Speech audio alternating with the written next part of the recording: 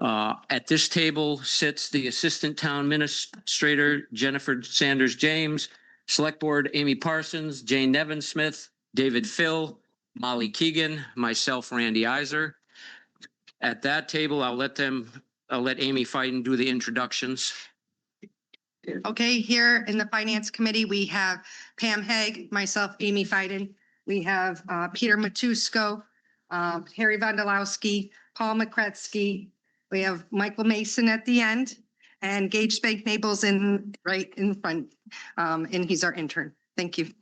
Okay, so what's going to happen tonight is you're going to get a short presentation on the screen as to why we believe this override is appropriate. And then there'll be plenty of time for people to ask questions. So with that, Jennifer, are you going to do the slideshow? People and you have AP. Thank you. Randy, people start coming in. I had Alex put more chairs out in the living room. They can grab a chair and put them outside. Okay.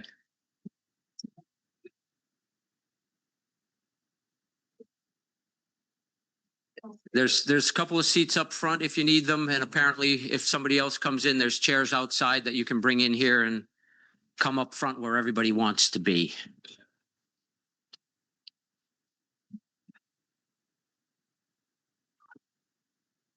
We've been close to you, Randy. You ready? I'm ready. All right. So, oh, I get to do this? Yeah. Oh, okay. I didn't realize that.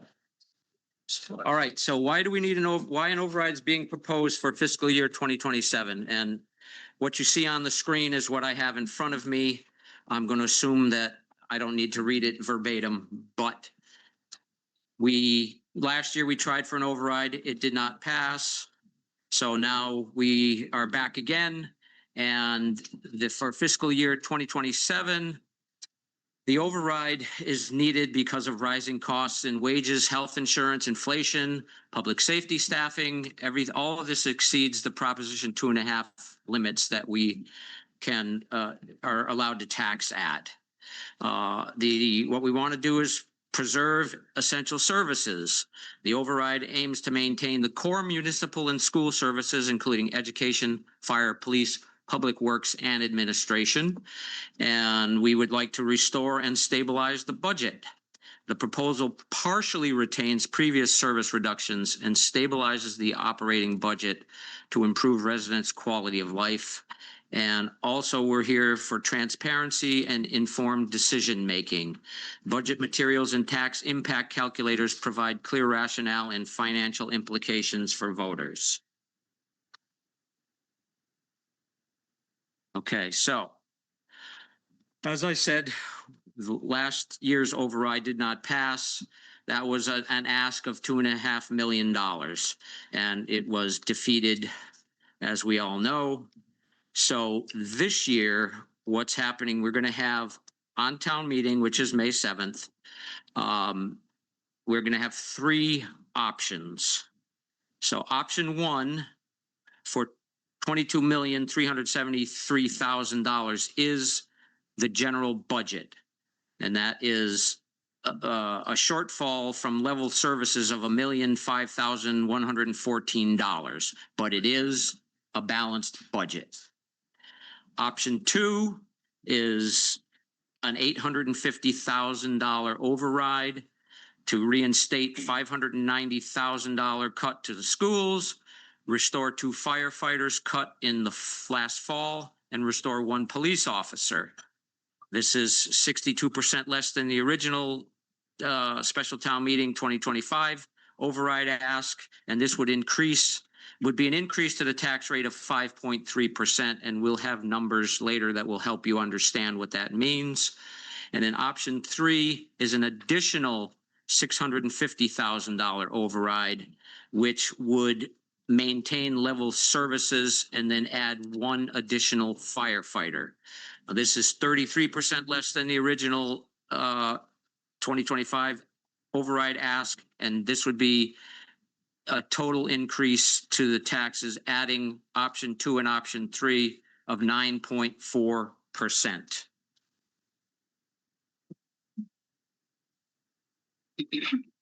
All right, so how did the failed override impact the town? So a reduction of 9 full-time equivalent positions, and if anybody doesn't understand that, you certainly can ask after. And 2.6 full-time equivalents from the school.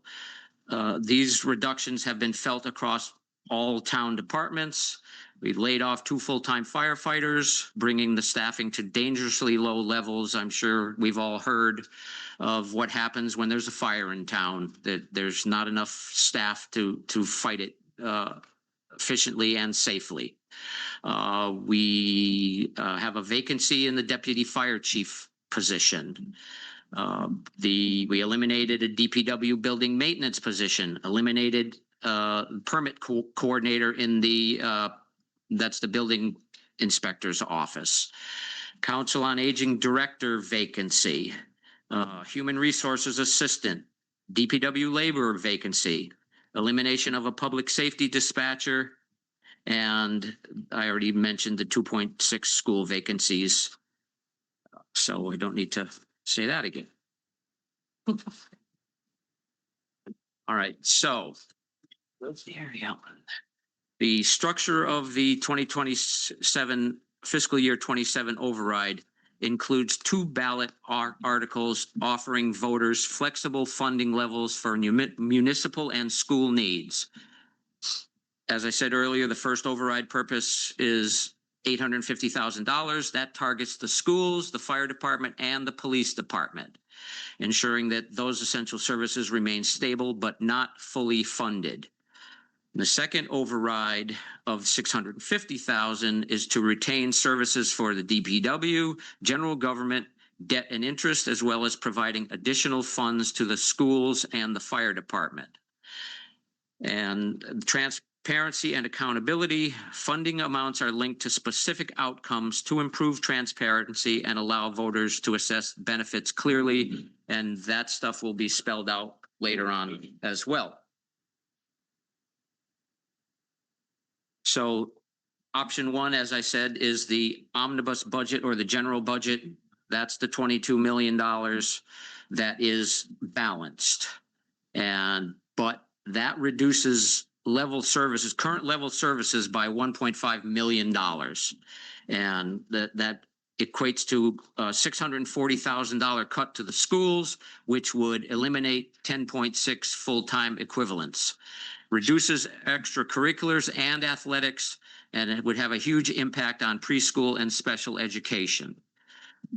Also, further reduction in town hall government FTEs for 3 of those, impacting 6 staff members through reduction in hours, in addition to the permanent closing of the HR department, which is 2 full-time equivalents.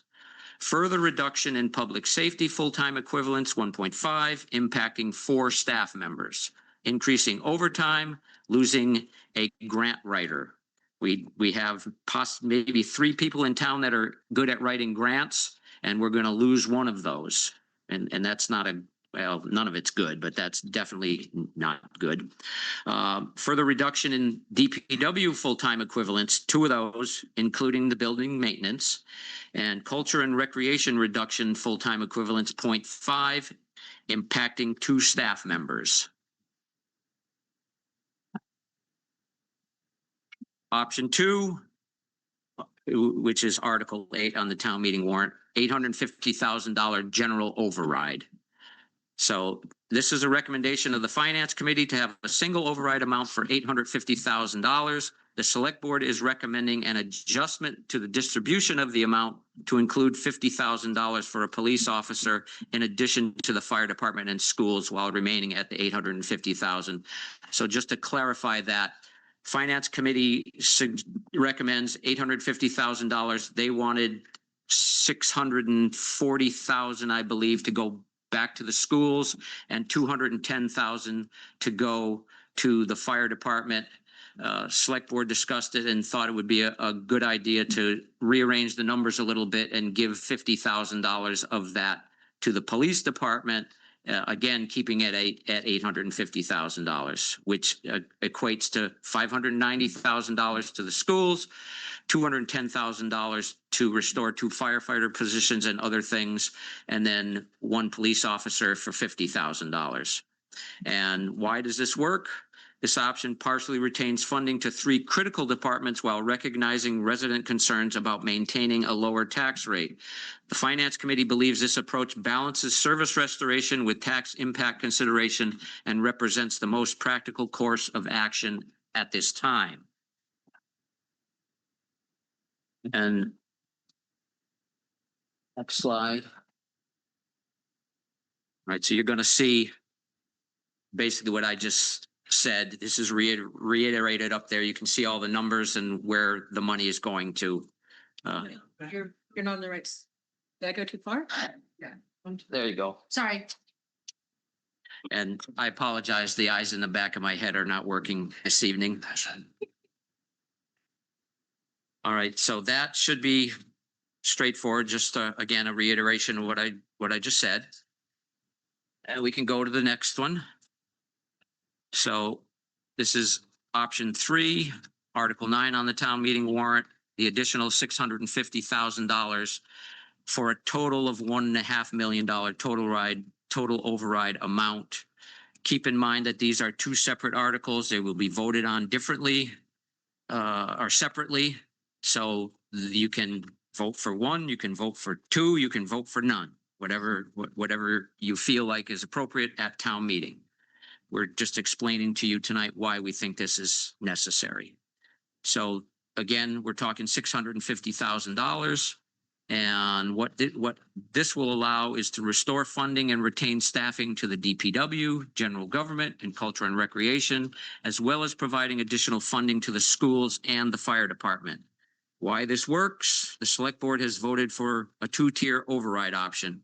This will increase taxes by 9%, which is below 10%, obviously. And we're hoping that that is palatable with the voters,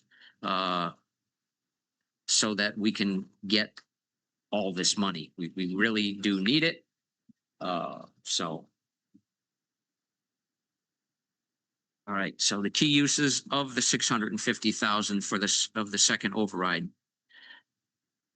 Funding the school department. This portion of the override retains school department funds to fiscal year 26 levels, adding $30,000 to offset rising costs and prevent reductions.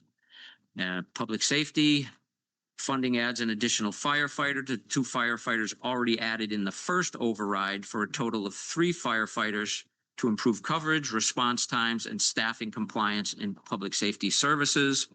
Funding fills a vacancy to return to previous staffing numbers and will decrease overtime and restore reduced staff hours. Support staff the override will help retain reduced staff hours across departments like town clerk, library, town collector, town treasurer, and board of health, again, to maintain services and compliance. Hadley Media funding funds will sustain the Hadley Media support through fiscal year 28, preserving local communication and community programming. And just so everyone knows, Hadley Media is funded by a portion of we get funded through our cable bills, and cable is going down every year, so the funding to Hadley Media goes down every year. And I know that there's a lot of people that enjoy what Hadley Media does for the town, and we want to keep that at its current level. And then some of this money of the $650,000 would go into the Finance Committee Reserve Fund, and that's basically a rainy day fund if somebody happens to have a situation where they need money and it's not in the budget. The Finance Committee has the ability to grant them that money through this fund. And again, everything is spelled out on the screen as to where this $650,000 would go. I'll let you look at it for a little bit. I'm not going to read it unless somebody wants me to. mention that if you go to Hadley Media, not, I'm sorry, the Town of Hadley webpage, on the front of the webpage, it says override public forum. And this PowerPoint is available there for everybody to see right now in real time, as well as it being on Board Docs. I put it in two places to make sure there was plenty of room for everybody to find it. So if anybody has any questions about what's up there, can't read it or whatever, let me know. I'll be happy to read it. Otherwise, we can move on.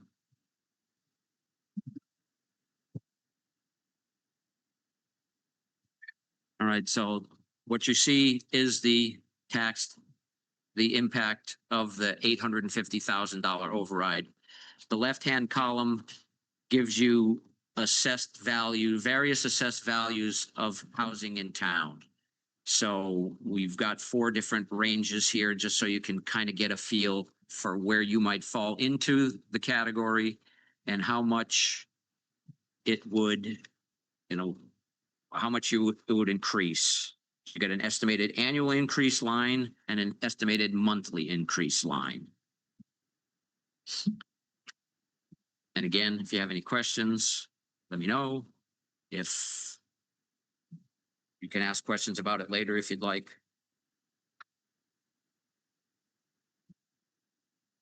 So the next one is the same thing, only in a bar graph rather than numbers. So you can get a feel for how everything is relative. And just so you know, the blue part of the graph is the current taxation and the green is the proposed. And again, this is just for the $850,000 override.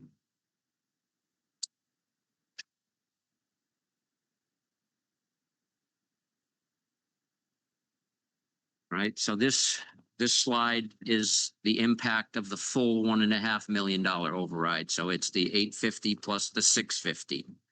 Set up the exact same way. Obviously, the numbers are going to be a little bit higher.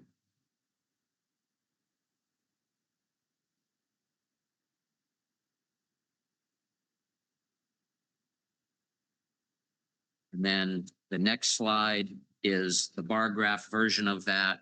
Same thing, blue is current, green is proposed. And each line on the bar graph that is horizontal represents $2,000 in tax value or tax payments, not value. And then this just compares everything. Again, blue is current, orange is with the $850,000 override, green is with the $1.5 million override, again 850 plus 650.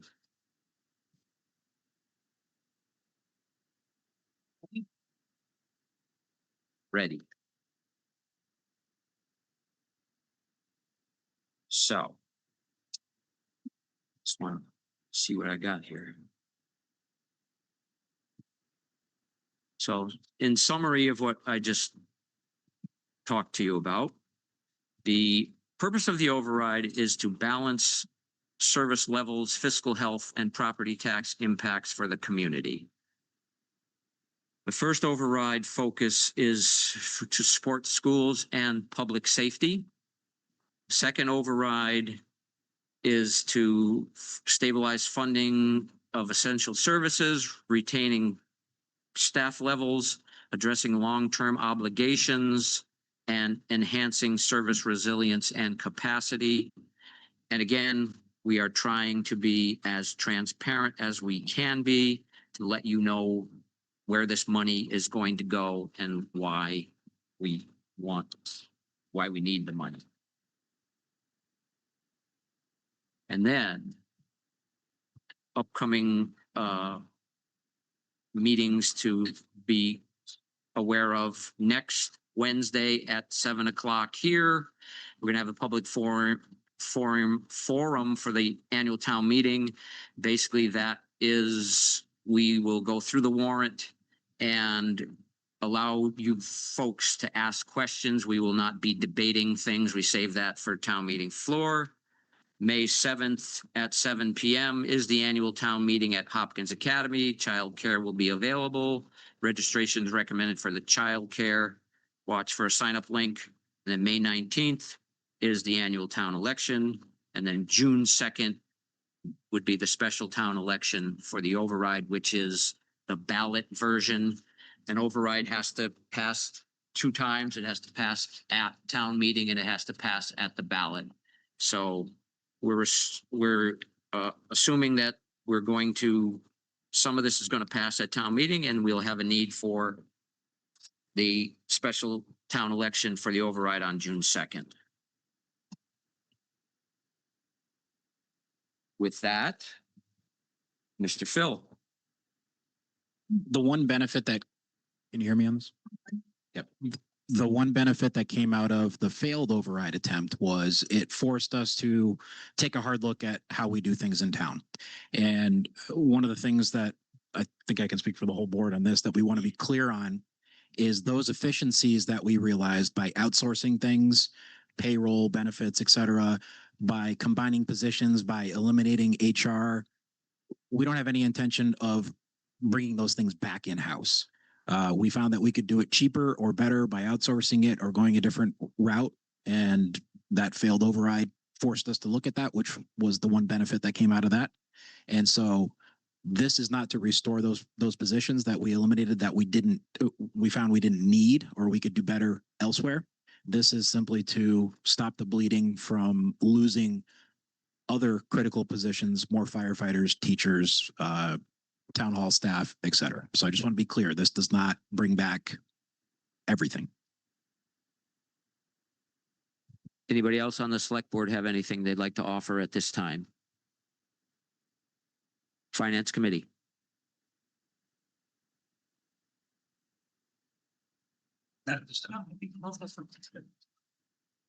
Well, one thing I'd like to point out is that Stay close to the microphone, Paul. these percentages that were just given to us for the first override is 5.3% and the second one is 9.4%, which is accurate. However, just as a point of information and clarification, I want everyone to know that on top of those percentages, you have to add another 2.5% as allowed for under Prop 2.5. So if the first override passes, we're looking at 7.8% for an increase in your tax.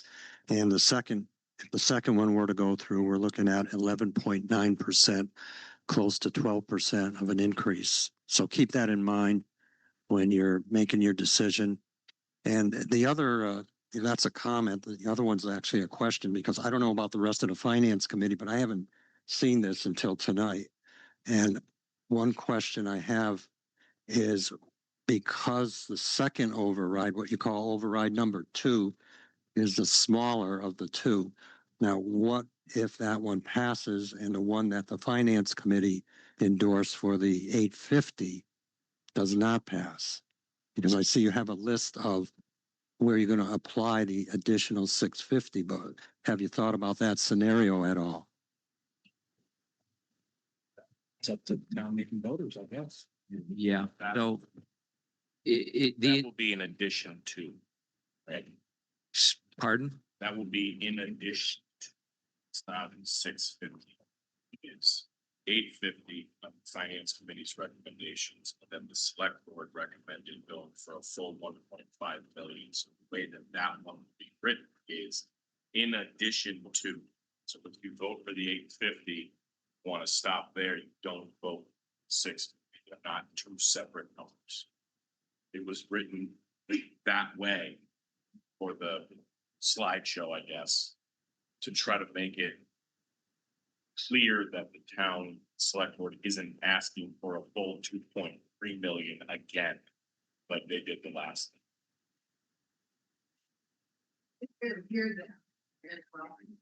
You wrote the rules and didn't use the microphone.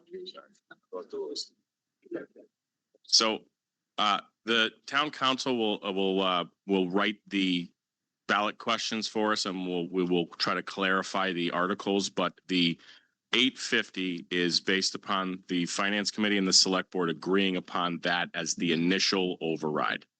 The 650 is not 650. It's not separate. That will be voted as in addition to the 850 to get up to the 1.5 million that the budget is short.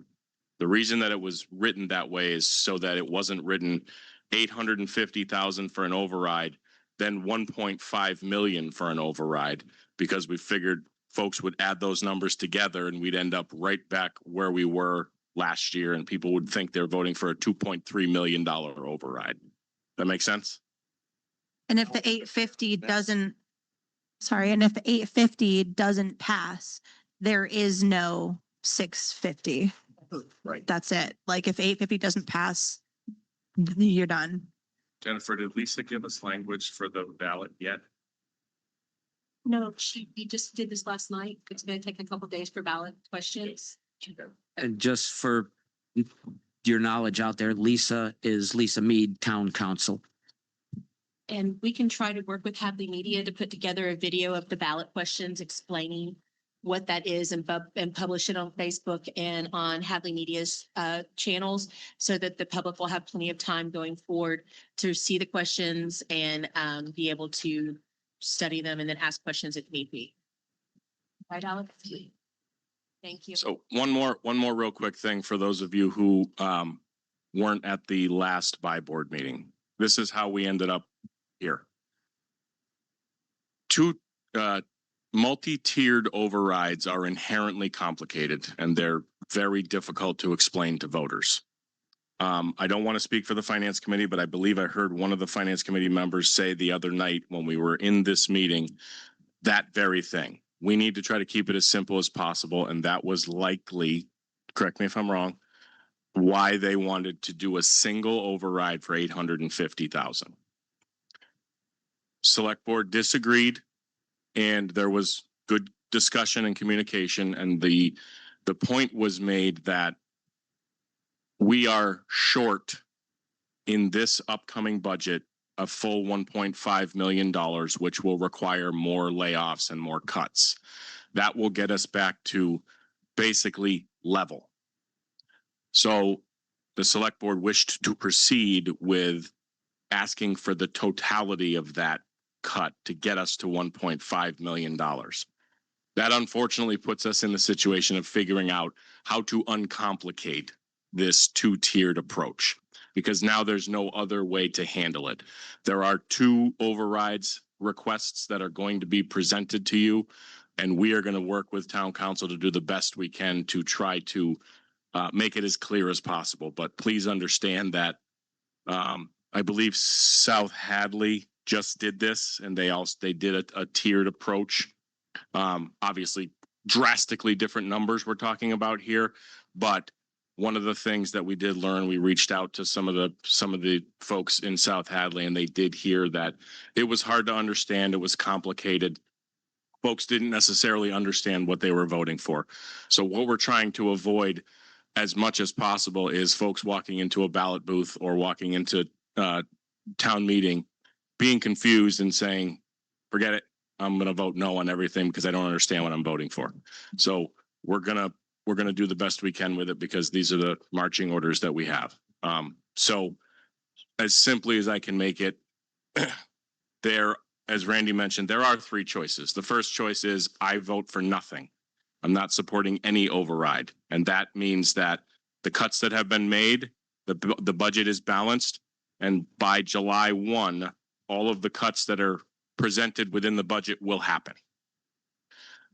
The second choice, which is technically your first override choice, is 850,000, and that has been endorsed by all 10 folks sitting in front of you. The third choice, and technically your second override choice, is the additional 650,000 to bring us up to a total of 1.5 million. So that's how that's going to work. And you have those three choices. You have nothing, you have the minimum, and then you have the maximum. I think the question is, can you vote for 650 and not vote for 850? No, No, if 850 does not pass, that's the end of the voting on over. So if you want both, you have to vote for both. Okay, so as Mr. Mason said, this can get confusing. And I'm a huge advocate of, if you are confused in any way, shape, or form, please ask. Whether you ask tonight or sometime before town meeting, ask somebody that can help you understand what you don't understand. Now, I'm seeing hands being raised. I'm going to try to call upon everybody. You're going to have to talk into a microphone. Please tell us your name before you speak. Gets on? Oh, good. Okay, I'm Lisa Wolf. I live on Middle Street. Just in terms of clarifying this sounds like a very, as Mr. Mason was saying, a very clear three-step process. Step one, do you want to vote for an override, yes or no? If yes, move to the 850. If no, you're done. If you want to vote for the 850, you vote for that. And then the next part, like 1A, is do you also want to vote for the 650? Or if yes, yes. If no, no, the 850 stays. Like, that's a very clear flow chart. And you may want to put like a visual decision tree, like right up on the wall, so that people don't have to keep asking you this question. Thank you.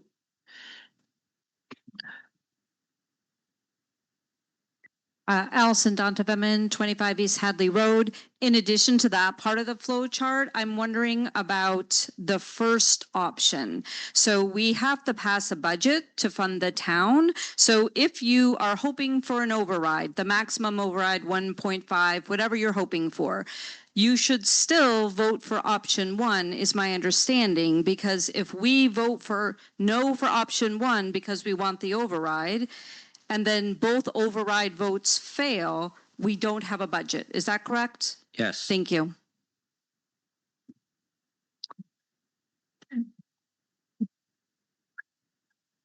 Sorry, Mark Dunn, Hadley Place. I'm going to probably ask this a third time from just a different angle. So they're cumulative. If, let's say, they're A, B, and C. A is level funding, B is at 850, C is. So if I want C, I have to vote yes, A and B and C. If I want B, I have to vote yes on A and B. Gotcha.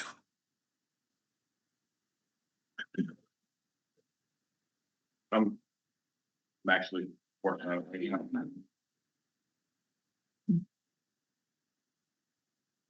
Hi, Evan Jacobs over on Cold Spring Lane. I was wondering if you could talk us through how you came up with the numbers. And then also I was wondering if one thing I'd brought up in like an earlier listening session a few months ago was the concept of potentially bringing in means testing for our residents that are on fixed income and have issues affording potentially even the current taxes. So I was wondering if that was discussed and what the conclusion was. Okay, so did you say means testing? Is that what you said? I can tell you that we have not talked about that because we've been concerned with the budget itself. And as far as how we came up with the numbers, I know the acting town administrator and the finance director have been, and the assistant town administrator have been going through the budget every day, trying to figure out what makes sense, where we need this money. So that's one of the lists you saw behind me where, you know, X amount of dollars for this, that, and the other thing. That's how they came up with it. And again, it is to try to maintain level what we have now, which involves cuts that have been made since last year. The override failed last year. So it's not intended, as David Phil said, it's not intended to bring us back to pre no override levels. It's current levels, which again involve cuts that have happened already. Yeah, please, because I can't give you more specifics than that. I wasn't involved in the process. Yeah, I mean, so the starting point, the 1.5 million basically was, as Randy said, level services. So in order to get that quote unquote balanced budget, that was those were the reductions that needed to be made to the departmental asks for their level services number. So that's the starting point. And invite anybody on the finance committee. I don't want to, speak for them necessarily, but when we had our buy board meeting, the finance committee was very clear that the two areas that they were hearing about, very specifically from residents, were major concerns about the schools and the fire staffing. So I think that was why they leaned in particular to those particular areas. The select board basically agreed with the fact that those are the two things that we were also hearing about most specifically. The only exception we took was we did want to do an additional carve out of the 50,000. So that's where we came up with the police officer that we adjusted their recommendation. And then the 650 additional amount was basically to get us back to being whole on the 1.5 million to bring us to level services. So that was the process. I think the other thing I would mention too that the finance committee was clear about was the concern about the percentage increase as well and affordability. And so that was a primary focus for them on the 850. So there are several affordability helps, if you will. There are the possibility of being house rich and cash flow poor, in which case the town has a plan where you can actually put a lien of your taxes on your house until you die or sell, at which point they get paid off. There are also the tax collector is very good about working with residents about doing a budgeting plan to help. I think it was said in our last meeting, we can't look at the minimum number of people, those who have no money. We have to look at the town as a whole unit. And yes, some people will have trouble, and I'm sorry, but we have some things that we can do to help those people. And other people will say, I own too much property, I'm going to pay a whole lot of taxes. I'm sorry for you too. But we're all in this together, and we're a community, and we need the schools, and we need the firefighters, and we need the town hall, and we need the library. So it's everybody, and that's why the select board wants to add to what the finance committee had proposed. I guess I'm just a little confused. So why is means testing not even a discussion item? Because it was brought up during a finance listening session. What is the point of those sessions if you aren't going to talk about the stuff that's brought up? That's a question that I have. But the other piece of it too is budgeting doesn't help people that don't have it. Like I understand if someone has too much property, maybe they might decide to sell something, who knows? But if you straight up don't have it, you don't have it. So there really needs to be a discussion there of how to handle that. And no amount of budgeting can make that go away.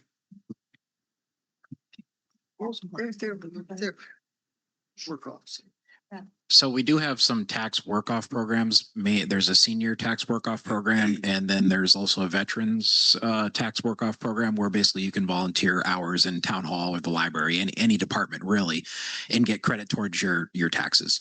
I'm sure.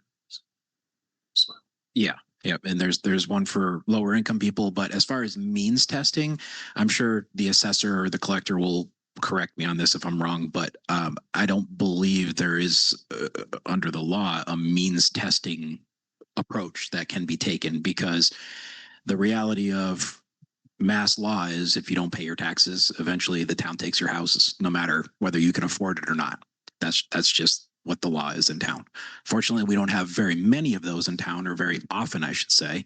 But that's unfortunately just the law in the state. So it's tough to say, well, they can't afford it, let's lower their tax bill for them. That's just not as easy as it works, unfortunately. So, but yeah, check out the tax work-off programs. Do you remember what the total amount is? It's a few $1,000s a year that you're eligible for. Yeah, $1,000 a year or something like that you could work off just by volunteering time. So if you like working in the library or park and rec or whatever, it's a great opportunity. So. Yep. To add some context to $1,000 a year, if the average home is looking at a $500 increase, then even if you're double the average home, there's an option for you, it seems like, which is good. So I have a question for the select board. And for the finance committee, I guess, is with the two different overrides, if we pass just the smaller one and not the full, are we in this situation again next year? If this is level services is 1.5, is level services and 850 is what's palatable to the current voter, I would be worried about having them pass that 850 override and then being really upset that we have to do another override in a year or two or three, whatever that might be. Yeah. And has that been considered? Yeah, and I believe as has been discussed in some of the listening sessions, we have a structural deficit. So if you're constrained by Proposition 2.5 and your expenses are rising at a higher rate, in the absence of some level of growth and in other revenue sources, whatever, yes, we're going to continue on a backward slide. And I think we've all discussed the fact that this is not an issue that we can cut our way out of. To David's point, sometimes your hand is forced, and yes, you need to look at things to see if it can be done more efficiently. And I think we have done a good job finding some solutions. Are there more out there? Probably. There are probably some other areas we can look at, but nothing to the magnitude of the numbers that we're discussing. So the answer to your question is yes, we are very likely going to be back here in the absence of the 1.5 million. And then what I have a fear over is if these overrides don't pass, some of the things you talked about cutting was revenue generating items, which puts us in a downward spiral. Schools, and to Peter's point in the finance meeting the other day, schools have an opportunity here when South Hadley doesn't pass their override. School choice might come our way. We can generate revenues if we invest in our town and create a school district that is viable and attractive to more people. And if we're losing grant writers, how are we writing for more money to get money into our town? So not passing the override and then cutting income producing things is alarming. And then I think on top of that, the override is just to get us to baseline that we haven't kept up with over time. So the next step is having a conversation about growth in this town, specifically on revenue. How do we grow our revenue? At one point in time, this community did consider that. We looked at Route 9. It was contentious in the 1975, 70 eras. We put in Route 9. We were in this room that's 50 years ago. We were 30, 20, 10, not alive yet. So that was the past generation making decisions for us today. As a father of a 10-week-old and a 3-year-old, class of 2044 and 2041, hopefully at Hopkins, if we still have a school, I would really like to think about that generation that can't come tonight, because it's important to consider that it requires stewardship. It requires thinking about the next generation. So yeah, that's all I have. No question, just a comment. Yeah, I just want to add a comment. Closer to the mic, Pam. Sorry. I just want to add a comment to that. We as a whole, this committee solely agrees that the school needs to be complete. And we need to keep the teachers, we need to keep their programs. That is a benefit for us because of what happened in South Hadley and other areas. We are going to get more school choice. The more school choice we have, the better programs we have, the more people are coming in. That's more money in our pockets and in the school budget, where they won't need as much money from the town. They'll be able to focus on using some of that school choice money to do things that they're doing now. They're using a lot of their money from school choice to fix things that they usually will come back to a town. The school would usually come back to the town for, and they're not doing that because we had that school choice funding and those funds in place. So it's definitely, we've got to keep our schools whole. We've got to keep them where they are right now or better.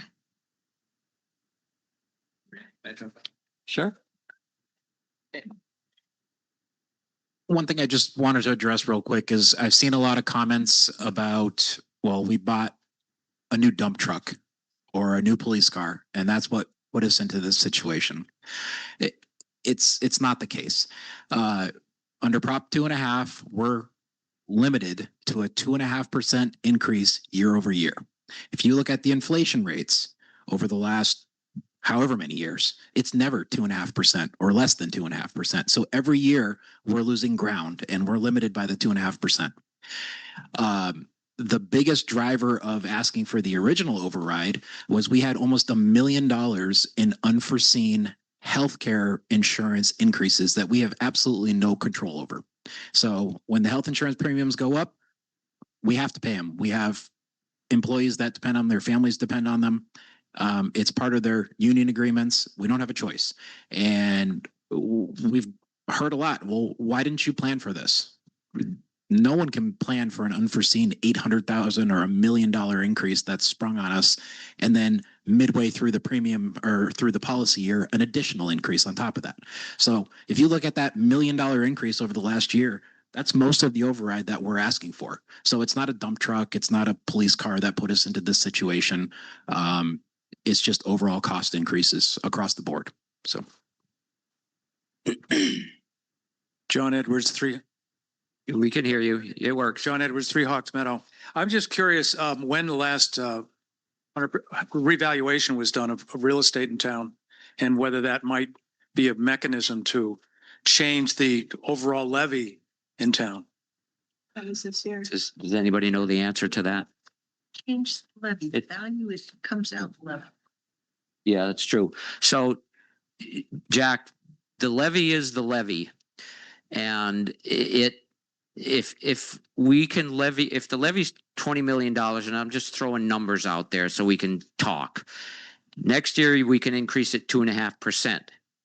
If the valuation of the houses go up, the tax rate comes down because the levy cannot be exceeded unless we do an override. That's the only way we can exceed the levy.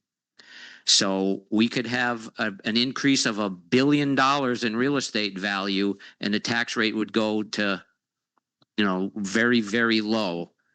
It all comes out even. It's just a math equation. And if your house goes up, someone else's house has gone down to balance that. Mark Dunn, Hadley Place. Is there something in existence, or could there be something where there's like a charitable fund that, let's say I have the discretionary funds that I wanted to give an extra, pay my taxes and pay into that fund that you could then resource. So, I mean, we all want to have everyone stay in town. I'm just trying to look outside the box and see if that's something any other town has ever done, or if that's more of an outside private GoFundMe kind of thing. I think it would have to be a private thing. I was actually talking to my grandmother about this and she said, why don't you guys set up a GoFundMe? And I said, well, I don't think that the municipal employees or anyone that works for the town can.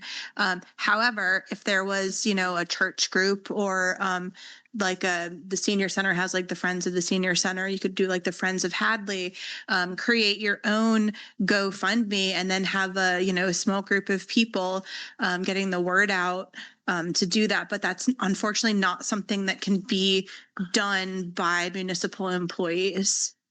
And if that were to happen, let's say that happened this year and people donated $1.5 million miraculously, they're going to have to keep doing it every year in order to maintain.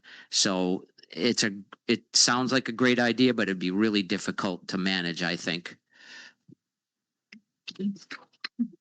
So I think this actually is, at Lisa Wolf on Middle Street, I think this is actually not a terrible idea. So full disclosure, so I am one of the assistant coaches at the Riverside Fencing Club and right over there.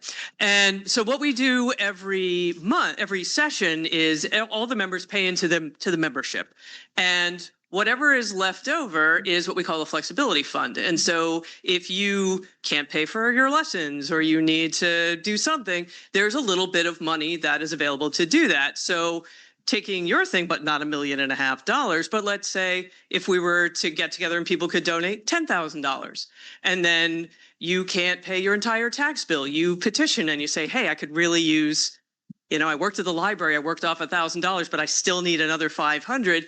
Is there money available for me? It's a community effort, as you say, to keep everybody safe and educated and in town. Yeah, I can donate for sure.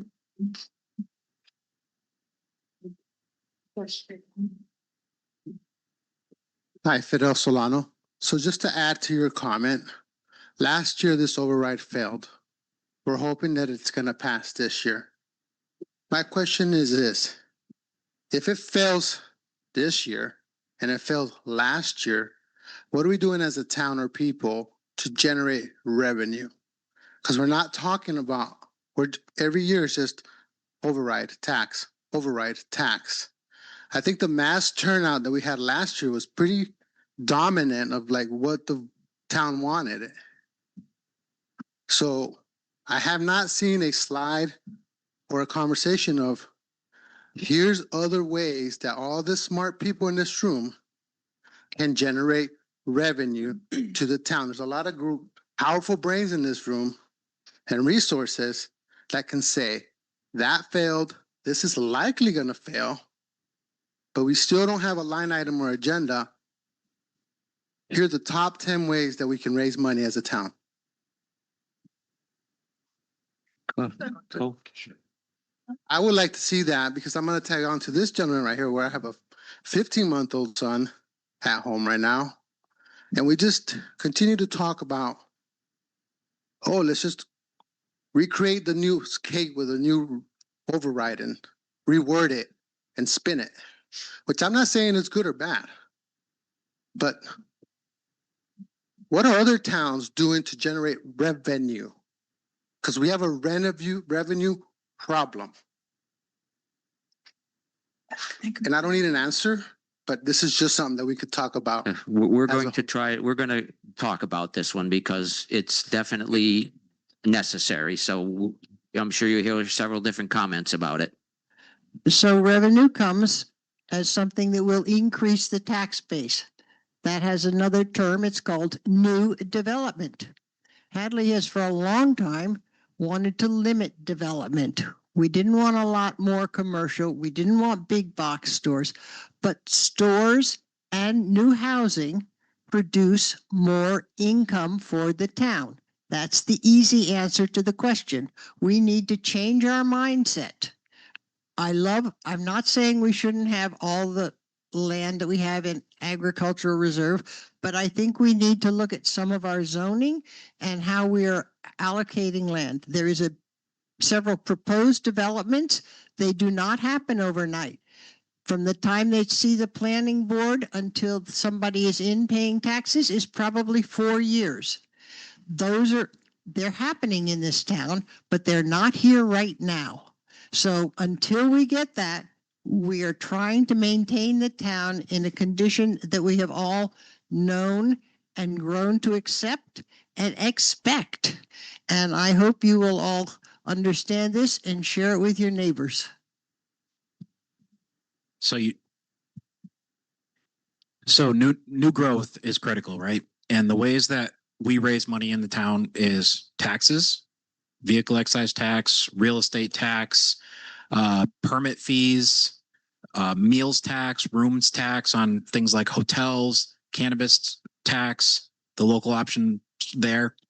But again, most of these are long-term plans and so the idea that we had $1 million in health insurance premium increases in about a year, there's no way to turn around and say, okay, we're going to raise fees at Park and Rec in order to play basketball to cover that $1 million, or we're going to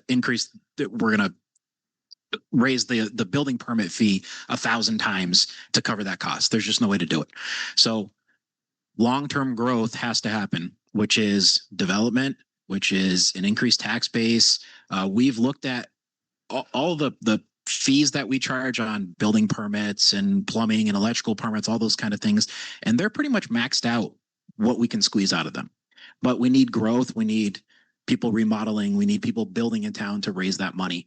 And what we've seen over the last year, in addition to the increases, is actually a decrease in the amount of permit revenue that we've seen come in the door. So we're kind of getting it from all angles here, unfortunately. Like Jane said, there's several, there's at least 2 senior housing developments that are underway or in the planning board process. But in reality, you're talking 2 to 4 years before anybody's in those developments. And you're talking a couple hundred units between the two. Yep. And all the permits associated with building those units. But it's going to take time to see that money. In the meantime, every year we have to have a balanced budget and we have to come up with the revenue to make things work. And if none of this passes, unfortunately, we're left with cutting $1.5 million off our budget for FY27. And I've said this before, and I'll say it again. None of us here wants this override.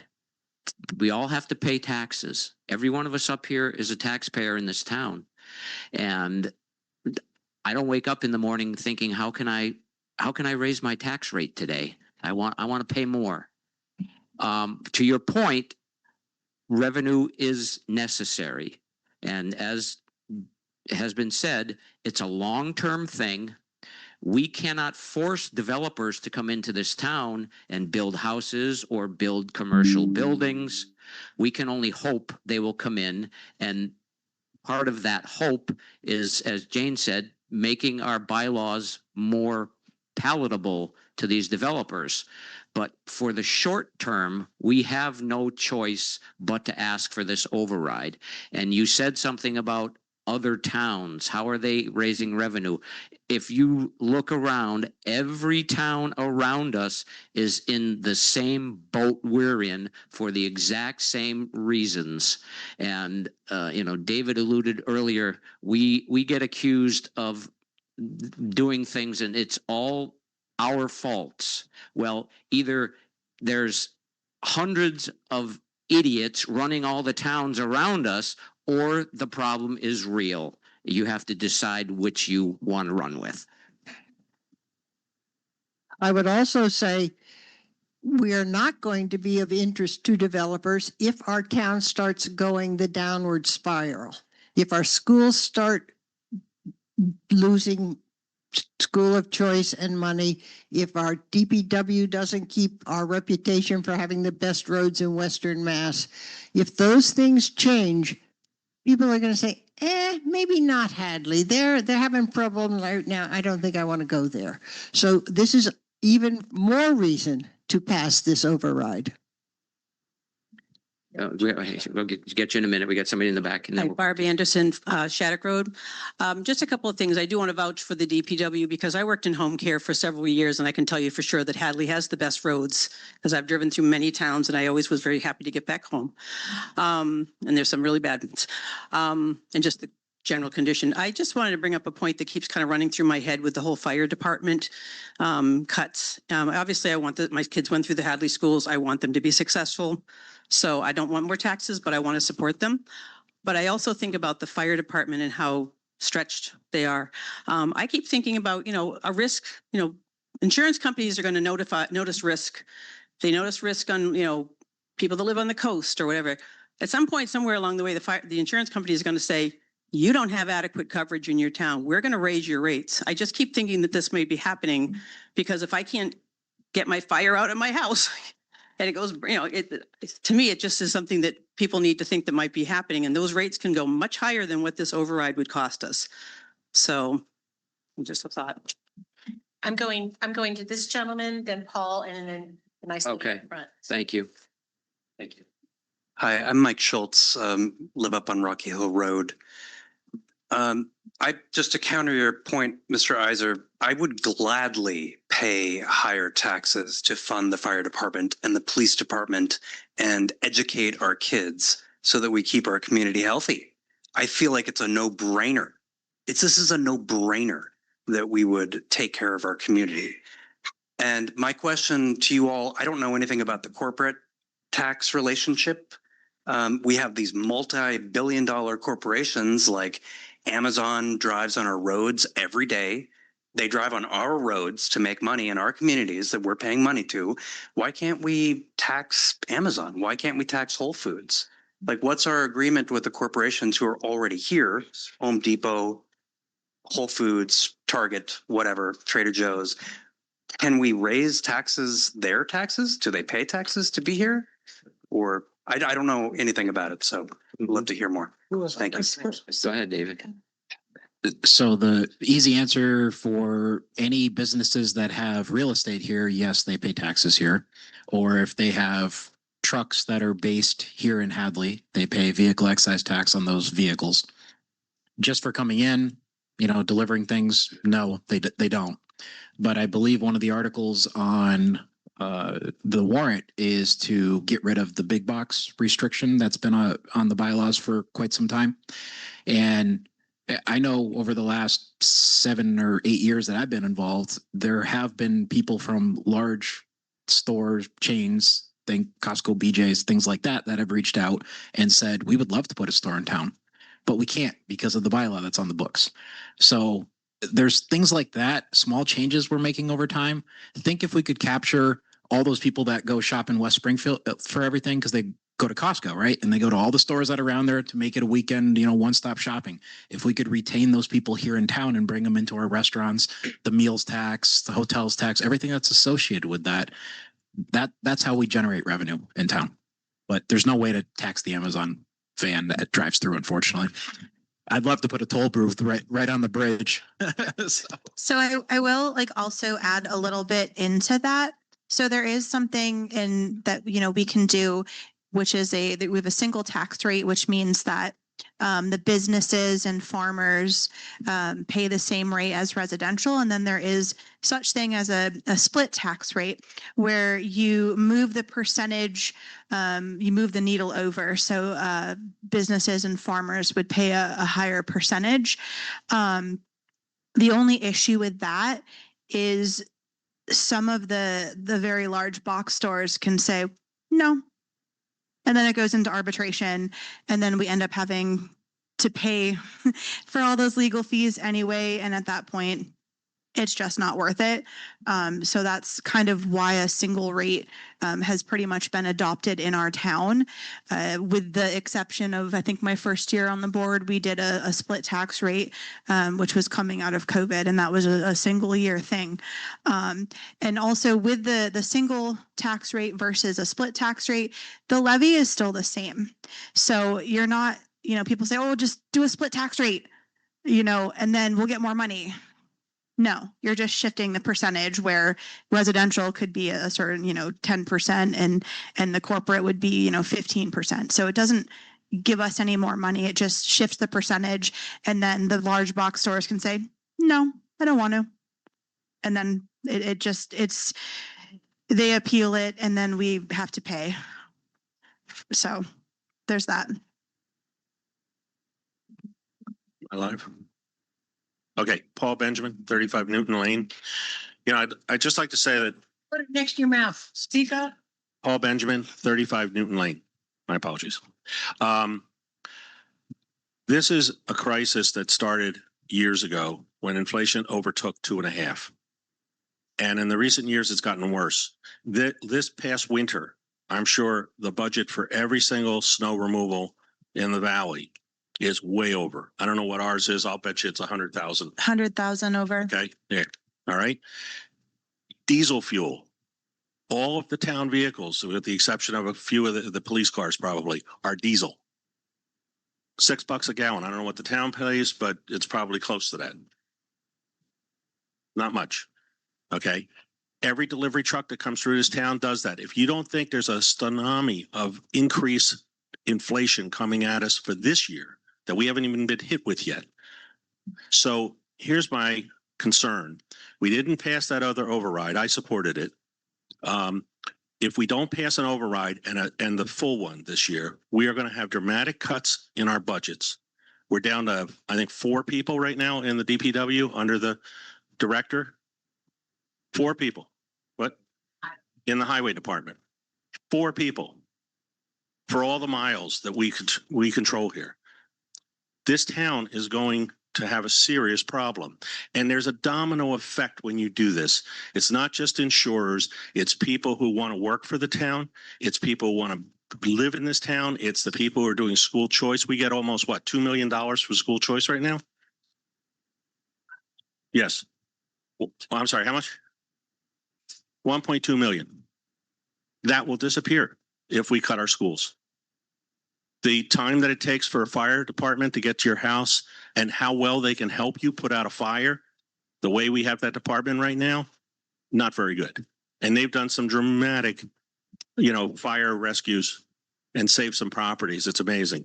But we have to call on our neighbors every single time. So we need to protect what we have. And it is expensive, and it does mean we're going to have to dig a little deep in our pockets, but the payoff is a better community for us and for the people in the future, the kids and the other people who move here. I fully agree with changing some of our zoning to make it better for more commercial investment in the town, for some more big boxes, even for some maybe a mixed use building. We don't allow that. You can't put up a building in this town that has commercial on one floor, cafes and things like that, and apartments upstairs. Why? I mean, we have some old thoughts about how we want the town to be. We need to look at those things, but those are 4, 5, 10 years away before you're going to get that impact. We are not going to be able to grow our way out of that. We need to pony up. And that's my feeling. I'm very concerned. We're going to lose good employees. We are not going to get people who want to work here.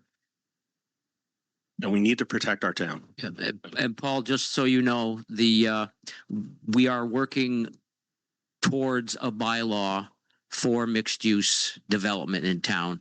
It's in the process, and hopefully it will come to fruition sooner than later. And it would have to get passed at town meeting, but we are working on that. Hi, Cynthia Theron, Cold Spring Lane. I just had a question for clarity. Dave Phil, you said that the main increase is due to $1 million plus health insurance costs. Is that correct? Correct. I think over 2 years, we had just about $1 million in premium increases for just health insurance. Never mind everything else. Thank you. And that's not only for our current employees, but that's also people who have worked for the town and retired, because we continue to carry their health insurance. And just so you understand, we have looked for other options that would be less expensive, and they really don't exist at this point in time for us.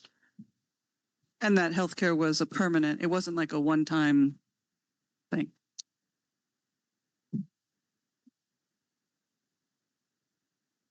I will say for the insurance, we're going to take that back up and start looking again right after town meeting.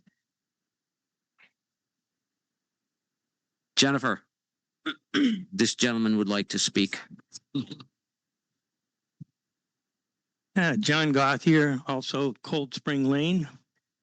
I wonder, has anybody ever thought about changing Proposition 2.5? It seems to me you folks got a terrible job, because when department heads come to you, they want more money, you say no. Taxpayers don't want to pay more. Town employees want bigger raises, because when inflation was 7% and 6% in 2001 and 2, their pays weren't keeping up. So basically nobody's happy. But what if all the towns got together and said, hey, this 46-year-old rule of 2.5, why don't we change it to Proposition CPI? And so if there's a year when inflation's 5, the town raises taxes 5, the employees get a 5% raise. Now they got enough money to pay the increased tax. In other words, you'd make everybody happy instead. And if there's a year when there's deflation, that would be great too. Do the other towns talk to you about doing something about 2.5 so you don't need overrides every year? There is actually some movement on the Hill in Boston. It's a state legislators that do it, not the towns. Right, but you have to kind of get on them. They're on it. They have heard.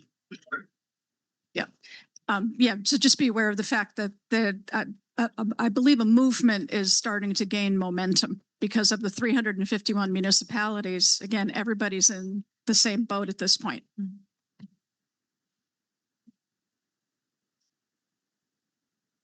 And yeah, since we're talking about Prop 2.5, and we have full control of that here in the room, I thought we should talk about it a little bit more. So yeah, that came about in 1980 due to inflation, and we wanted to control all the people back then were hurting, and some people in this room could probably speak to it better than me. But since that voted in 1980, it was in effect in 1982. From 1982 to 2020, the compound annual growth rate was 2.6%. So it wasn't that big of a problem. It worked really well. We had some growth on Route 9. In the last 5 years, 2021 through 2025, it's been 4.5%. And so that's why all these towns are having this problem. It's not these people up here running the town into the ground. It's stuff that's way out of their control. And I've heard comments on Facebook and with other people about why don't we run the town like a business? It would be better to do it that way. I've never heard of a business that has a cap on their revenue of 2.5%. It's just insane. So the only thing that we can do while Prop 2.5 is in effect is to grow our revenue. And Prop 2.5 is a growth mandate.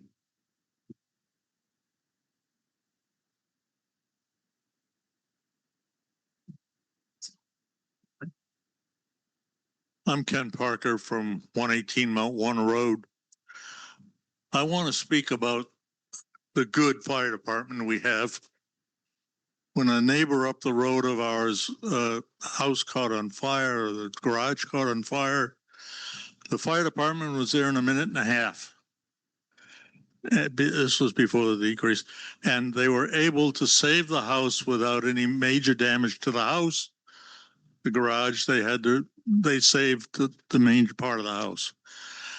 The other thing I want to say about the fire department is, as an individual who has taken 3 trips in the last few months with the ambulance group, they are really good people and they do a wonderful job. And I'm very much indebted to them. Judy and I are still called Mr. and Mrs. Santa Claus, for those of you who don't know.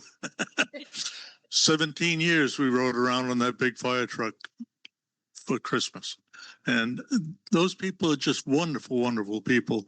And we need to support them more.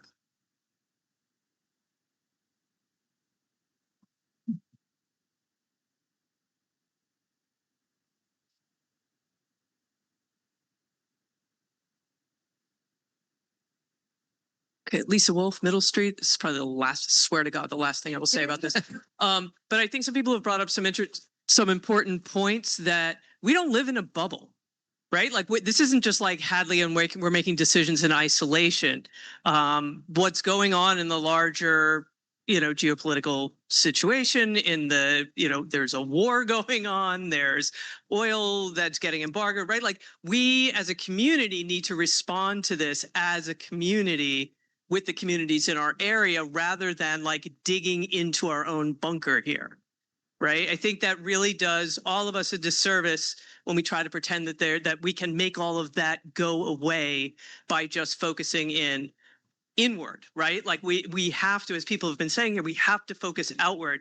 We have to join up with other communities, and we have to kind of like nobody is coming to save us, right? We are going to save ourselves, but we have to do that as a community.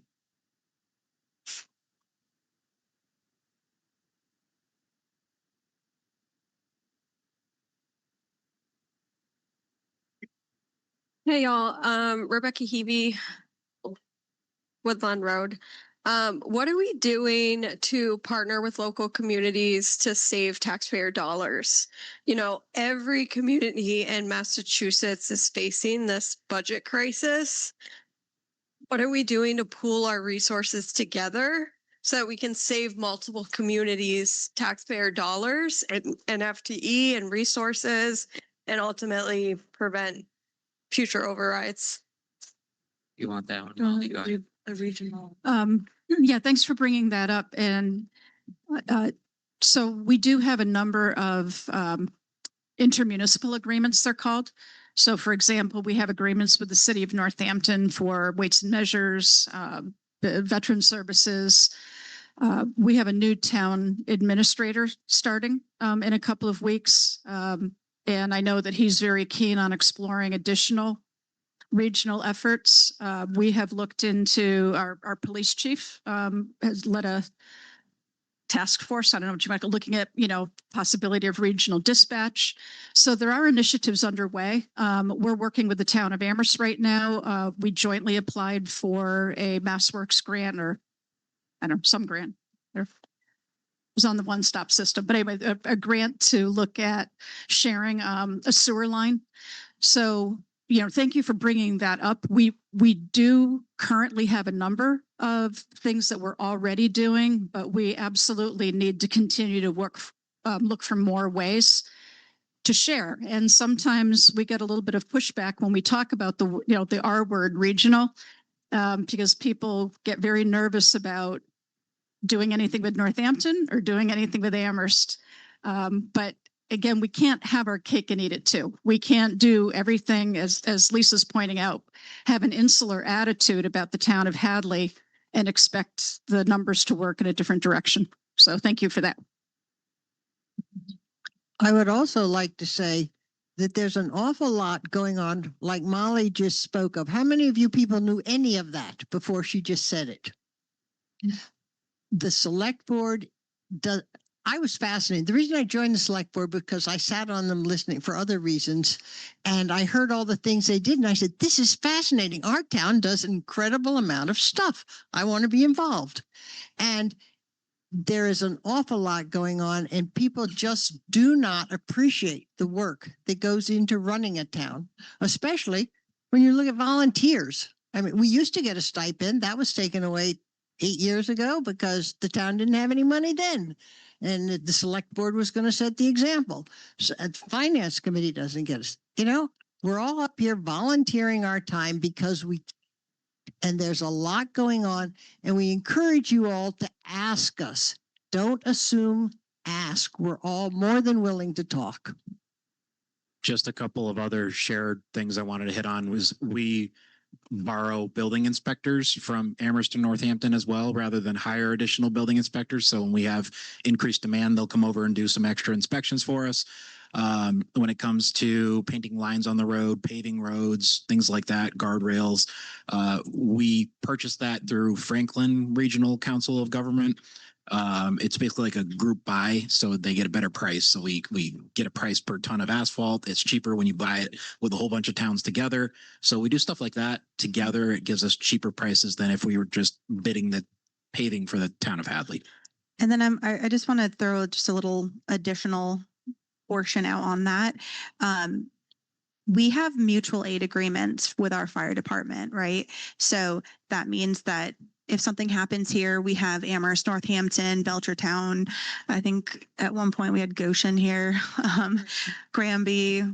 But that's also a two-way street. So if we have one person on shift, that also means we can't help other communities that we expect to help us. And at some point, that's really going to tarnish the relationships we have with our neighbors. So I just want to throw that out kind of on the flip side of, what are we doing to help others? And then others are helping us, and we should probably give back as well. Just to the mutual aid comment, eventually there will be, they will start charging us. Can't hear you. Oh, speak You up. can't hear me? No, speak up. Yell. We know you're loud. With mutual aid, there's the intention that we will respond to each other's, but if we're not able to respond, there is a line in there that says that eventually they will start charging us when we ask them to respond to ours. And that's just something else to keep in mind. Another thing that the town uses that you may not be aware of is the Pioneer Valley Planning Commission. This is a bunch of professional people who have expertise in a variety of different things. And if we have questions or needs, we can get them to come in and help us do whatever it may be. I know that the Council on Aging did some senior programs through them and an Alzheimer's awareness. So it was very useful. Go ahead, Melinda. Hi, everybody. Melinda Nielsen, 20 Middle Street. Hi. Okay. Can you hear me now? Is this good enough? Okay. Melinda Nielsen, 20 Middle Street. This is like the third or fourth time this question is being asked, but just for clarity. If option 2 does not pass, which is the 850,000, then option 3 will not even be voted on. Is that right? Okay. My other question is, I was attending the presentations of the various departments to the Finance Committee, and there's one tidbit that really caught my attention, and I'm just going to tell you what I am thinking to see if this is true, because I'm thinking of voting of the 1 point for the whole 1.5 because of this little detail. What I remember is it was explained that the assistant tax collector has the highest rate of tax collection of anybody in the state, 9.9%. And I think the regular is like 9.5% because she actually goes to the homes of shut-ins, and she's like a stalker, or, she just dogs people. And that each percent that she collects is $150,000. So if we lose that person, which we will, if option 3 does not pass, her position is not funded fully, she's going to leave.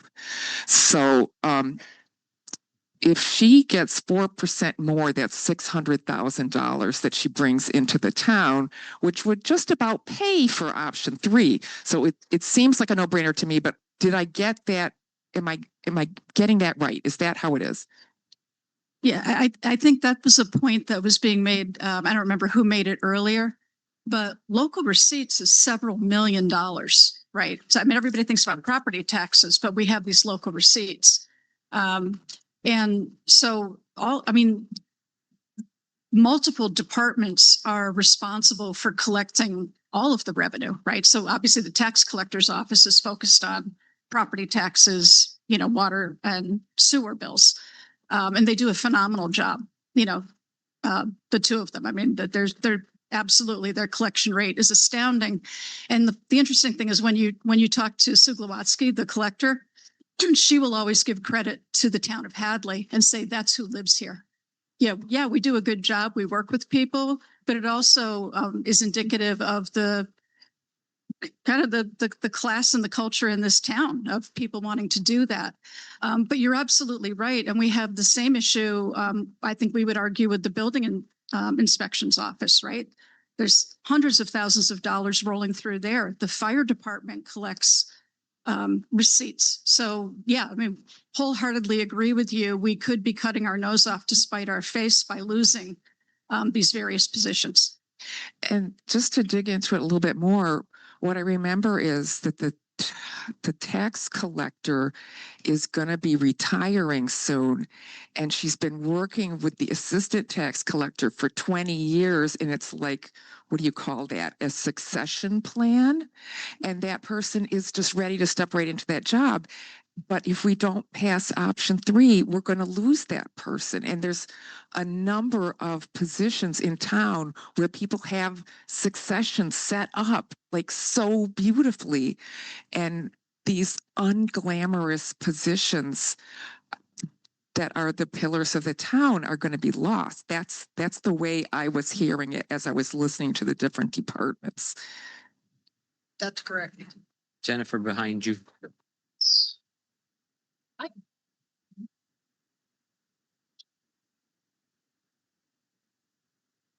Lee Kane, East Street.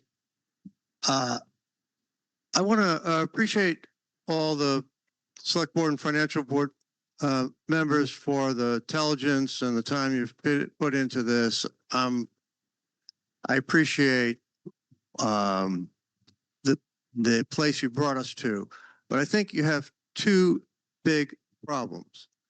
And one is getting the people who support this to come out and vote for it. And the other is reaching out to the people maybe less likely to vote or less likely to be interested in supporting it and communicating it in a way that could elicit their support. So I think, this, I totally get the way you've presented the information, but I suspect that some people might need to have it presented in a more appealing or a different way. Maybe there needs to be multiple different ways of presenting it that would make it more something that could motivate people to want to come out and support it and, basically vote to spend more money for the town. Unfortunately, we have 2 weeks till the vote. Therefore, we're counting on all of you to do your job and talk to your friends and your enemies and your neighbors and the people you see in the supermarket. And I will volunteer my time. If any of you want to get a group together, I will come and speak to them. And if I'm retired, I can afford that. The rest of my colleagues here all work. So I can't offer that for them. But I know that it's important that people be able to have their questions answered. And you've been here. We thank you so much for coming because you cared, and we care that you care. And we hope that you will come to the meeting. You have to come to town meeting. There are 2 parts. If it doesn't pass at town meeting, it's dead in the water. So we need people at town meeting to vote for these propositions. And I kid you not when I tell you that I've had people tell me that Hadley was a better place when we had only dirt roads and we don't need town employees. We don't need a full-time fire department. So there's always going to be a percentage of people that it doesn't matter. They're going to say no if it costs a penny more. So it's up to anybody that supports it to help with the outreach to their friends and family and to get the word out because it is 2 weeks away at this point. So I'm going to do a shameless plug, and I also realized I didn't introduce myself. Dylan Barstow, Mans, Hockenham Road. My wife Denise is going to be doing childcare. She's put together with parent-teacher organization to get that up and running because back in the day, she was part of the Girl Scouts and she helped watch kids so parents could come and vote. So my wife started that up again to try to get young families like myself to come out. So if you're listening and watching this, please at least 2 people come out so we can make that worthwhile for losing her vote to the back halls of the school. I'm sorry. Oh, you can hear me? The people who will be providing childcare will be represented at town meeting. Their votes will be counted. I've spoken to the town moderator, and we're working on an alternate moderator so that the people who are providing childcare's votes are counted. Sorry.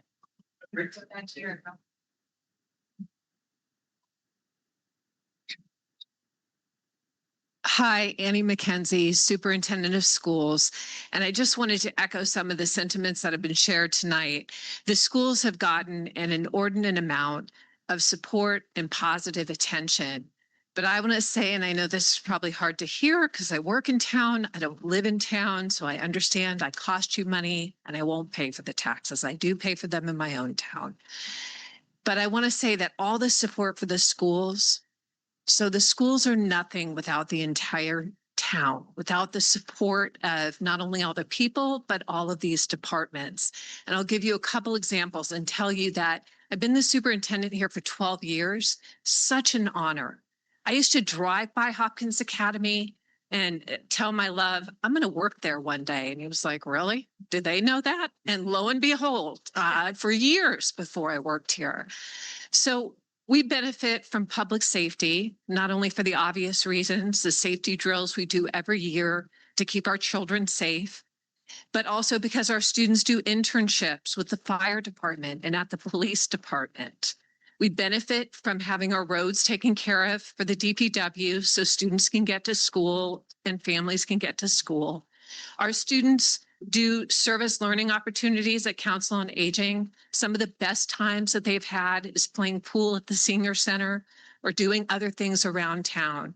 And these people up here who don't get paid have been working tirelessly to try to come up with the solutions that are affordable, but also that will ensure that this town continues to have the quality of services that it's proud of, it should be proud of. I wanted to work here because I say that Hadley is a place that cares deeply about its citizens from the cradle to the COA. I'm so grateful to work for all of you. And I just wanted to say thank you for the support for the schools, but please support the entire town. And poor Alex back here. Like nobody would even know who I was, which I might be better, but weren't for this guy who makes sure that town people are informed through Hadley Media and highlights all the great things the kids do. So that was too much from a non-resident. First of all, thank you. And second of all, I just wanted to say the schools are nothing without the entire town.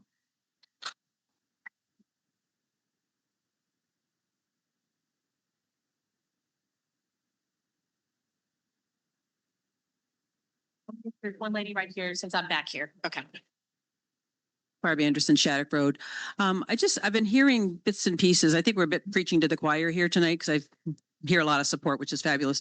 But I'm hearing like, if this person gets lost, we lose this much money. If the school choice gets lost, I feel like that, I'm assuming at town meeting, you'll be sort of outlining, I think it's like a dollars and cents, like this is what we're going to lose if we don't get this override. You're probably going to pay for the override by the things you would lose if you didn't do the override.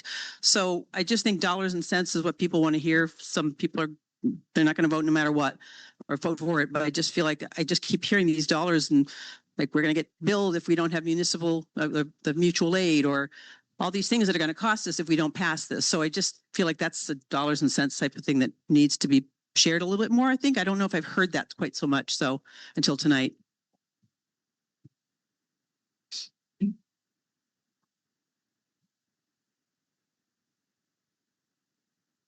Just another question, but, so I know we get, Cynthia again from Cold Spring Lane. We get the state and federal mail-in, voting, information ballots. How do we get mail-in voting for town? Can we? If people are on vacation or away? Not for town meeting. But you For the ballot. you have to do it Yeah, in person. Town meeting is in person only. And that's by law. That's not a Hadley choice. Right, By master right. law. Okay, thank you.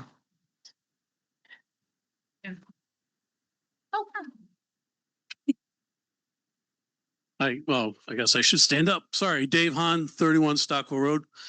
Finance Committee question. Debt exclusions. Do we have anything coming off the books? Have we paid off anything that we've voted for in the past that's coming off the books for debt? Wouldn't that be more on the Linda's side? Like she would know what we have on the debt exclusion side? Yes, that would be. I don't think we have anything coming off. Not Not Well, right now. anytime this year or next? I don't think we can answer that honestly with you, David. Oh, okay. So I have a couple of big articles that are going to be rolling off in there of 2 or 3 years out from that. And I only remember that when we were talking a while back, when we were talking about a new DPW building, and they were talking about trying to see if they could line it up at that point so that when something was paid off in full, that something could come on. But is there a specific reason that you're asking, Dave? Well, you're asking for 1.5 or 850 to start. Mhm. I was just wondering if anything's coming off the books that we have debt for that could apply and then lower the amount that you're asking. That would lower the debt and interest line item so that it would free up something in the budget? Well, no, you're making a debt exclusion, correct me if I'm wrong, is when you ask the town for money. Mhm. And it's just a debt. You're signing off on a interest loan to somebody. Yeah. They pay it off, you no longer have that debt on your books, so you've got that cash that's now free cash. So I'm asking if anything that we had as debt exclusion is coming off the books that we can apply toward what you're asking for. But I think that's different, right? Because there's the operating budget, like this is a separate type of override than isn't it like a capital override? A capital override is like for a single year, and that would be for like a large purchase, but for a building. But this is a operating override for like a whole different bucket of money, and they can't cross lines. But I think what he's asking is if something were to come off the books tomorrow that we were paying whatever a month, then we wouldn't have that debt to pay. And to his point, we wouldn't need to ask for quite as much money, but we don't have anything coming off this year, Dave. Not significant. So the things that are coming are being used for capital. The COA building is being returned to the town, but we are using it to fund the capital request for this year because the money is already borrowed. So there's capital requests that are coming through. Paul? Yeah, and David, just to answer your question too, the debt that has been proposed to be appropriated this year is $55,000 less than what was appropriated in the current year that we're in. So that kind of answers your question. However, what we don't know is how much of that is debt excluded. And I think Linda has that question. If it's debt excluded and it comes off, it doesn't affect the budget anyway because it's outside of Proposition 2.5. If that makes any sense. Okay, well, something to think about, I guess. Definitely. Second question I have is, Dave, I know you said we've got hit with $1 million of health insurance increases. And it seems like, and I don't mean to insult anyone on this board, it seems like we've taken that lying down and just saying, well, that's a matter of course. I know me personally, and I'll bet you a lot of people in this room, when you opened up your homeowners for the last 4 or 5 years, it's gone up $300-400 at a clip. I personally have shopped it around almost every year now because of that. Has the town ever, and the last business that I was in before I retired, we were self-insured, meaning any type of premiums that our business covered up to a certain point over and above the insurance rate, just to lower the overall cost of insurance. I don't want to go into it here, but it just seems to me that maybe that's just one way of maybe finding out a better way to peel that onion. And Dave, that's exactly what we've been doing. So the Hampshire Trust that we're in is basically a self-insurance program for a number of municipalities who joined forces many years ago. And historically, the rates that the town has been paying for medical coverage have been better. It's been better than what we could do by going to Blue Cross or Health New England directly or something like that. Unfortunately, what got caught, where everybody's getting caught, because the largest trust is the group insurance trust where UMass and, state employees participate in. It's the couple of things. And in our case, there were some multiple significant large claims experience. And when you're self-insured, that's the downside of being self-insured because it's a smaller pool to spread it around. But the bigger issue that's been widely publicized is the advent of GLP-1 medications that, again, 10 years ago, who would have thought that something like that would come on the market at the price it's at? And so that's where everybody got caught with the claims experience on those. So you're right. I mean, that's something that we do historically look at, but unfortunately, we benefited from it for quite a long time until we didn't. And the other thing we did create an IAC, which is the Insurance Advisory Committee that did look at, other options for the town. And unfortunately, there wasn't anything that was a better option. And if we had decided to choose something different, we would still be liable for any of the current claims that already exist within the insurance that we already have. Oh, I truly understand that fact, but what I'm saying is at some point in time, when you do look at it and say you do find another viable option, you are going to accept those claims as a cost of doing business that are already in the system to cut the cord to move forward. So to use that, I don't want to say excuse, to use that rationale doesn't really hold water with me. I think moving forward, I'm glad you have that insurance commission so that you're actually, you're looking for a way to avoid the million. Because who's to say next year they're not going to slap you? Yeah, they did. They've already gone through the process and there isn't a better option. All right, thank you. So for next year, and Jennifer's involved in this, but I think it's 12.8% is the increase we're seeing for health insurance for next year already. And that was down from the initial 16 was what they said initially. And so it just keeps going up, but Jennifer's involved. She can talk more. Yeah, so the HCGIT they proposed a 16% increase, and then they did a cost analysis with an outside firm and came back with different rate proposals, which was a 12.48% increase instead of the 16%. And they're also making changes to the insurance that our employees have, which means that our employees will be having different deductibles than they have in the past.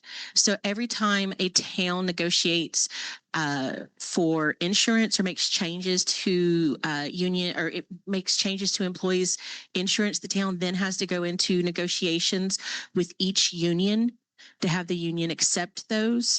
So we have formed the IAC. We're working with that right now for them to accept this current increase because it is changing their plans. But every time that happens, we have to go and negotiate with them again. So after town meeting this year, last year we missed some deadlines, and under this new time here, we'll be going with IAC looking at other options. I will say just a quick look, the GIC raised their rates. A lot of people thought that was where we should have gone. That was the right choice, but they raised their rates 7%, and they're actually saying they're going to raise theirs again next year too. So as of right now, it doesn't look like there's a great option for the town to move to where we're going to appreciate cost savings. But we are exploring the options.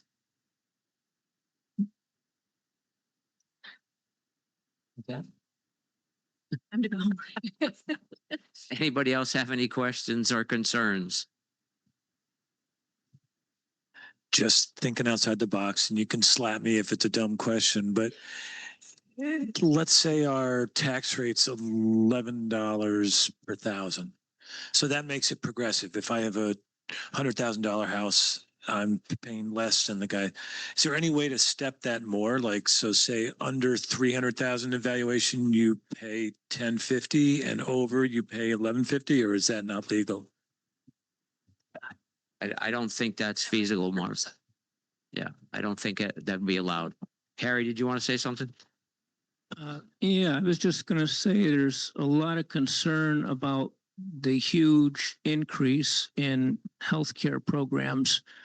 And one of the main thing across the board everywhere is an example of Ozempic, which is a drug that was for treating diabetes, and it was fairly expensive, and all the programs were covering that. And then it was discovered that it could also be used for weight loss. So now you had like millions of people everywhere trying to put that on the healthcare program. And instead of just using it for diabetics, now when everybody who wanted weight loss, and that's one of the large parts of the massive increase across the board.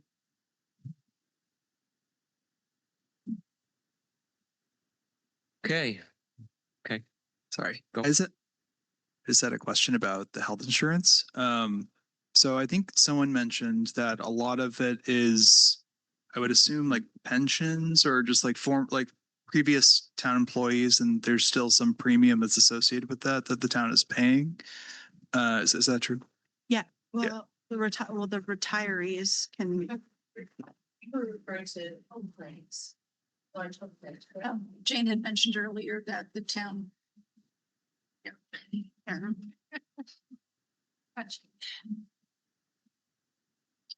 Did you repeat your question? Of course.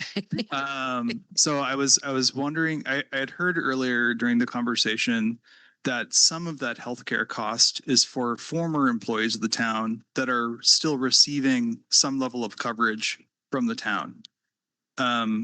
I was wondering, for people that are at the age where they can, qualify for Medicare, for example, could we potentially release those charges and let people roll onto Medicare when it's available to them? Yeah, I mean, I believe the majority of them are on Medicare, but they get a supplemental plan that's through the town. We do have something called OPEB, other post-employment benefits, and that's a bucket of money, for lack of a better way to put it. That's an investment account that the town maintains specifically for the purpose of defraying the cost in the future. It's something that we started funding, I don't even know how many years ago now, when the laws changed, or the accounting laws changed and allowed for it. So we are putting money aside for that. So at some point in time, we'll be able to start using those funds, but we're just not quite there yet.